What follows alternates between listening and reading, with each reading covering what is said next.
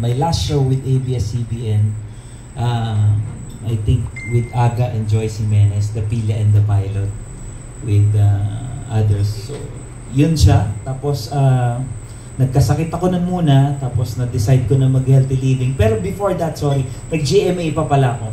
Pero doon, nagpapaisip na ako. Kaya lang, ang dami pa nangyari sa GMA, nag-bloom pa yung role ko. Pero after that, nung nag-Lilo, umiyak ako kay Lord. Kasi it's a decision na sabi ko sa kanya, like ko sinishare to na kung kailan ako gumawa na mabuti, bakit para napasama? Pinili kong, to inspire others, pinili kong alagaan yung katawan ko. Pero paano yun? Ano yun? Parang manager? Wala akong manager lang. Hirap mabuhay, di ba? So binenta namin lahat yun. Nawalan ako talaga ng pera. So artistang bumagsak, artistang nawalan ng ningning. Pero by God's grace, tinuro niya sa akin yung sport. That's why medyo po, by God's grace, kabisado ko po yung ginagawa natin ngayon. So yun po, kaya nagtuloy-tuloy siya. From regrets, bless ako ng Panginoon to that company, yung Rantarantantan. Yun po yung maraming events na nagawa sa running community before. It was 10 years. Na-miss niyo rin po ba yung acting or mas focus na kayo ngayon sa sports and being a pastor? Nami-miss din, oo. Pero medyo na marami na rin akong pinagdaanan sa acting eh. Yung mga huli yan, yun nga kami nila Epi, Direk Kai sa Quezon City. Masaya kami doon. So ginagawa na lang namin siya parang masaya na lang. Hindi na pabigat sa'yo, wala nang reklamo, wala nang presyo. Iba dati kasi parang concern ng artista, magkano yan? Dapat ganito yan. Dati ganon. Wala na po. So kung ano na lang ibigay nila, kayo, baka ma-refer nyo ako. Baka gusto nyo i-manage ako. Pwede pa po ako ha. Hindi ako namimilit. Tsaka hindi na ho namin kailangan ng pera. Meron na po kami kahit konti lang. I-recommend mo daw. Recommend mo nga po.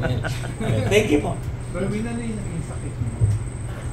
Sabi mo nagkasakit. Yeah, yung una siya. Actually, hindi naman siya major. Gallstone lang naman siya. Yun yung time na nasa ABS ako. Kaya isa yun na, masakit din yun, di ba? Hindi rin biro, operation din siya. Pero doon ko na naramdaman na meron na akong mga something sa loob na dapat ingatan ko rin. 5 years, 10 years from now, lahat yun lalabas sa atin. Magtatanong ka po ulit si Go Iza, go.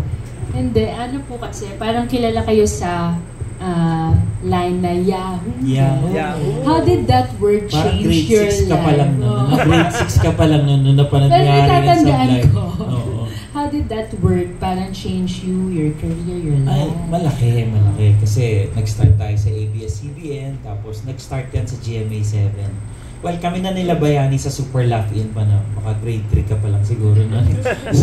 Yahoo! Yan, si Mel, payat pa yan dati. Panahon nila Tito Dogs. Yan, malaki na rin ang tiyan ni Mel. Malaki patcha ko sa'yo. So, dun siya. So, it's a celebration actually. May yahoo.com na nun, pero hindi pa sikat.